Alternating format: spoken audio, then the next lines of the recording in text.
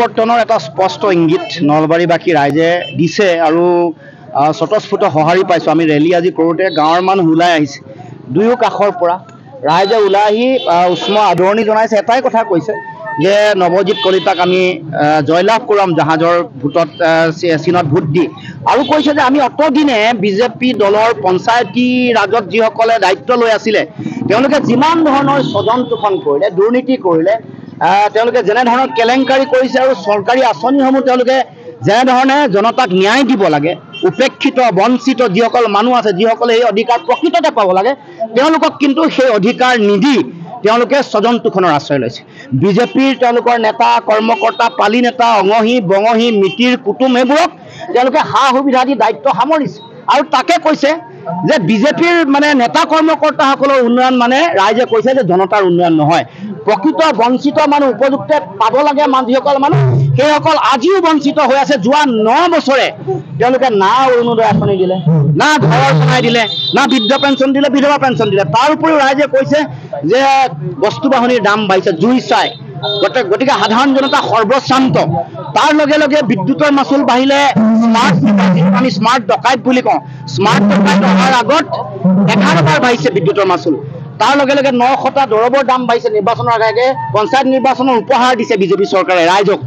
আৰু আপোনালোকে দেখিব যে গেছৰ চিলিণ্ডাৰৰ দাম, মাটিৰ খাজানা 5 গুণ বাঢ়িছে। তাৰ উপৰিও গাঁৱৰ বিভিন্ন প্ৰান্তত উন্নয়নৰ যিখন ছবি দেখিব, গাঁৱৰ বহু ৰাস্তা ঘাট আজিও বেয়া হৈ আছে।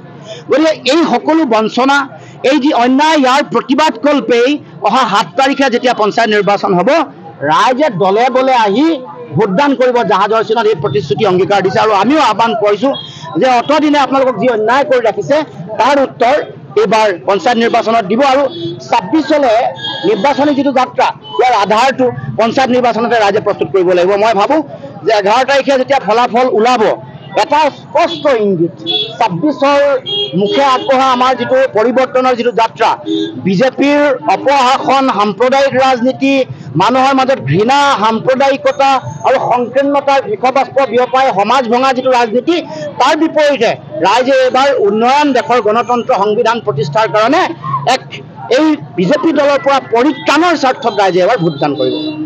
লোকসভাৰ বিৰোধী দলপতি হিমন্ত বিশ্ব শৰ্মা ডাঙৰীয়া যথেষ্ট শংকিত হৈছে। গৌৰৱ গগৈ ডাঙৰীয়াৰ জনপ্ৰিয়তা দেখি লোকসভাত তেওঁৰ যিটো পাৰফৰ্মেঞ্চ, আৰু অসমতো তেওঁলোকে সকলো ধৰণৰ চেষ্টা লগাই যোৰহাটত তেওঁ হৰুৱাব নোৱাৰিলে। শ কোটি টকা খৰচ কৰিও, মানুহক প্ৰলোভন দিও তেওঁলোকে যেতিয়া দেখিলে যে জনগণ নহয়, জনগণ আচলতে শক্তিশালী নেতাৰ লগত আছে, তেওঁলোকৰ অন্যায়ৰ বিৰুদ্ধে আছে, গতিকে এতিয়া কুৎসাৰ কৰি দিছে। আৰু এনেওতো মই আগৰ পৰা কৈ আহিছোঁ যে বিজেপি দল বা হিমন্ত বিশ্ব শৰ্মাই জনগণক ৰাম ঠগন দিয়াত তেওঁলোক আটাইতকৈ পাকৈত। মইতো কওঁ যে ৰাম ঠগন মানুহক দিয়াৰ যদি এখন বিশ্ববিদ্যালয় খোলে, সেই শিক্ষা দিয়া যদি বিশ্ববিদ্যালয়, ৰাম ঠগনৰ শিক্ষা দিয়া বিশ্ববিদ্যালয় এখন যদি খোলে, তাৰ উপাচাৰ্য হ'ব হিমন্ত বিশ্ব শৰ্মা। আৰু তাৰ ৰেজিষ্ট্ৰাৰ, ডেপুটি ৰেজিষ্ট্ৰাৰ, কণ্ট্ৰলাৰ তেওঁৰ লগত থকা মল্লভোজৰ বৰুৱা, হাজৰিকা, সিংঘাল টিংঘাল এইসকলক পাতিব। গতিকে ৰাম ঠগন বিশ্ববিদ্যালয় প্ৰতিষ্ঠা হ'লে তাৰ উপাচাৰ্য হ'ব হিমন্ত বিশ্ব শৰ্মা, যেনেকৈ অসমৰ জনগণক বাৰে বাৰে ঠগন দিয়াইছে। আৰু এটা কথা, কিন্তু যিহেতু পাকিস্তানলৈ যোৱা বিষয়টোক লৈ যথেষ্ট চৰ্চা হৈ আছে, এই কথাত কিন্তু গৌৰৱ গগৈ স্পষ্টতা দিব পৰা নাই। কেন্দ্ৰীয় গৃহমন্ত্ৰীয়ে স্পষ্ট কৰক। গৌৰৱ গগৈ কিয় বিচাৰিছে? কেন্দ্ৰীয় গৃহ মন্ত্ৰণালয়ে স্পষ্ট কৰিব। ইমান দীঘলীয়া বাৰ তেওঁ 3 বাৰ তেওঁ সাংসদ হৈ আছে। সাংসদৰ যদি ISIৰ লগত সম্পৰ্ক থকা মানুহ যদি সংসদৰ মজিয়াত বহি আছে, তেতিয়াহ'লে দেশৰ ইণ্টেলিজেঞ্চ ফেইল হৈছে, পদত্যাগ কৰিব লাগে ইমিডিয়েটলি। অমিত শ্বাহ ডাঙৰীয়া, তাৰ আগতে ৰাজনাথ সিং ডাঙৰীয়া আছিলে, দুয়োগৰাকীয়ে পদত্যাগ কৰিব লাগে। দেশৰ IB, ইণ্টেলিজেঞ্চ, NIA সকলো ফেইল কৰিছে নেকি? State machinery. আজিলৈকে দেশৰ এক্সটাৰ্নেল এফেয়াৰ্ছ মিনিষ্ট্ৰী আৰু হোম মিনিষ্ট্ৰীয়ে কোনো ধৰণৰ ষ্টেটমেণ্ট অহা নাই। অথচ অসমৰ মুখ্যমন্ত্ৰীয়েতো যিটি কথা কৈ থাকে। আমি যদি কওঁ যে তেওঁৰ পত্নীয়ে আজিকালি মাটি খাইটি বুলি কয়, কিমান মাটি অধিগ্ৰহণ কৰিছে। পুতেকক যদি কওঁ 17টা কোম্পানীৰ মালিক, এইবোৰ আমি স্পষ্ট তথ্য পাতি দিছোঁ। মুখ্যমন্ত্ৰীয়ে উত্তৰ দিয়ক, হয়নে নহয়? গ্ৰীণ বাছৰ মালিক হয়নে নহয়? ৰিজৰ্টৰ মালিক হয়নে নহয়? আৰু বাগানৰ মালিক হয়নে নহয়? বা DC অফিচত দিয়া বলেৰো আৰু ইন'ভাবোৰৰ মালিক তেওঁ হয়নে নহয়? এইটো উত্তৰ দিয়কচোন প্ৰথম। এই উত্তৰ তেওঁ নিদিয়ে। আৰু যিটো কাম কৰিব লাগে দেশৰ গৃহ মন্ত্ৰণালয়, অসমৰ মুখ্যমন্ত্ৰী সৰব কিয়? মই আচৰিত হৈছোঁ।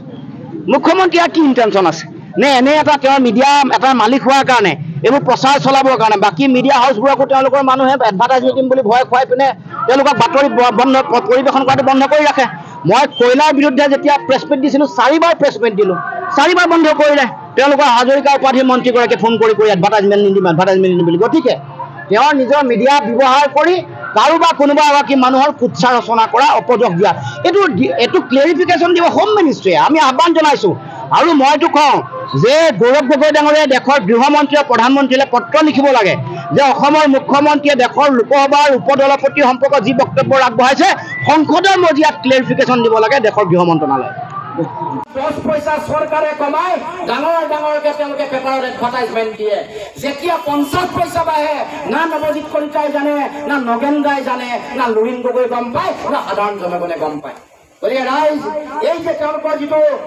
চৰকাৰখনৰ যিটো ভূমিকা তেওঁলোকৰ যি ধৰণৰ তেওঁলোকৰ কাম কাজ সেইবোৰৰ পৰা ৰাইজৰ নিজৰে অভিজ্ঞতা হৈছে ৰাইজে গম পাইছে যে কেনেকৈ চৰকাৰ চলি আছে কেনেকৈ সমাজ চলি আছে আমাৰ ওচৰত ব্যৱসায়ীসকল আছে তেওঁলোকে গম পায় যে এতিয়া তেওঁলোকে ব্যৱসায় কৰি আছে নে তেওঁলোকে GST অফিচলৈ যোৱা তেওঁলোকে কেৰাণীৰ ভূমিকা পালন কৰিব লাগে এই কথা তেওঁলোকে গম পায় গঢ়লৈ উঠিছিলে 5,000 কোটি টকা এতিয়াও পাবলৈ বাকী আছে আমাৰ ঠিকাদাৰসকলে তাৰ মানে কেইজনমান ঠিকাদাৰে টকা পোৱাক বাদ দি আমাৰ যিসকল নতুন ঠিকাদাৰ উঠি আহিছিল যোনে 1 কোটি 2 কোটি 5 কোটি 10 কোটি 50 কোটি কাম কৰিব পাৰিছিল সেইসকলক বিজেপি চৰকাৰে মাৰি পেলাব অসমীয়া ঠিকাদাৰসকলক মাৰি পেলাব গতিকে ৰাইজ এইবোৰ কথা নিজে উপলব্ধি কৰাৰ বিষয়ে মই বহুবাৰ কৈ আহিছোঁ ৰাইজে এই কথা বহুবাৰ দেখি আহিছে কাটলৰ পূজা কেনেকৈ বাঢ়িছে কেনেকৈ মিউনিচিপালিটি টেক্স বাঢ়িলে কেনেকৈ ছলিড ৱেষ্ট মেনেজমেণ্টৰ টেক্স বাঢ়িলে কেনেকৈ বিদ্যুতৰ মাচুল বাঢ়িছে আপোনালোকে সকলোৱে দেখিছে শুনিছে বুজিছে এতিয়া হৃদয়ঙ্গম কৰাৰ সময় আৰু এইটো কথা উপলব্ধি কৰি যাতে জাহাজৰ চিনত নৱজিৎ কলিতাক সকলোৱে ভোটদান কৰি জিলা পৰিষদৰ প্ৰাৰ্থী হিচাপে যাতে তাৰ প্ৰতিনিধি হিচাপে যাতে প্ৰেৰণ কৰে তাৰ কাৰণে সকলোকে আহ্বান জনাইছোঁ ঠগন খাইছে ৰাইজে ৰাম ঠগন আৰু নাখাব ৰাইজ ৰাম ঠগন খালে এবাৰ 21ৰ নিৰ্বাচনত মাইক্ৰ' ফাইনেন্সৰ ঋণ ৰেহাই দিম বুলি কৈছিল সকলোকে দিব আৰু সম্পূৰ্ণ দিব সম্পূৰ্ণও নিদিলে সকলোকেও নিদিলে সম্পূৰ্ণটো কাকোৱে নিদিলে আৰু সকলোকে দিম বুলি কোৱা কথাটো অসাৰ হ'ল মানে এপাচি শাকত এটা জলকীয়া তাকো সম্পূৰ্ণ নিদিলে এইটো 21ত যদি এইটো মিছা কথা বা ৰাম ঠগন নিদিলে হ'লে বিজেপিৰ চৰকাৰ নহয় 21ৰ গোটেই নিৰ্বাচনটোৰ গোটেই খেলটো ব্ৰহ্মাস্ত্ৰ হ'ল মাইক্ৰ' ফাইনেন্সৰ ঋণ ৰেহাই সেইটোৱে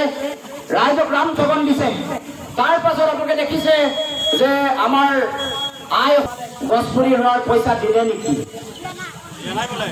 গছপুলি ৰোৱাৰ পইচা দিলে নেকি ৰাইজ আৰু কলহ যাত্ৰা কৰিছিলে নেকি ইয়াত কোনোবাই কলহ যাত্ৰা কৰা কথা সুধিলে অকণমান লাজ পায় নাই দিয়া নহয় কৈছে সাহসেৰে কৈছে কলহ যাত্ৰা কৰাৰ পইচাও দিয়া নাই লাখপতি বাইদেউ বনাম কৈছিলে বনালে নেকি 10,000 সোমাব কৈছিলে সোমাইছে নেকি এতিয়া এইকেইদিন ইলেকশ্যনৰ মডেল কোড অফ কণ্ডাক্ট ভাঙি পিনে তেওঁলোকে ট্ৰেইনিং দি আছে আৰু কৈ আছে যে আপোনালোকৰ একাউণ্ট চেকাউণ্টবোৰ যদি বন্ধ হৈ আছে খুলি দিয়ক পঞ্চায়ত নিৰ্বাচন গ'লে পইচা হুৰকে সোমাব বুলি কৈছে আৰু ফোন কৰি কৈছে যে ওলাই নাহিব লুৰিণৰ লগ নিদিব লগ দিলে অৰুণোদয় কাটিব জাহাজত ভোট দিয়াৰ লগে লগে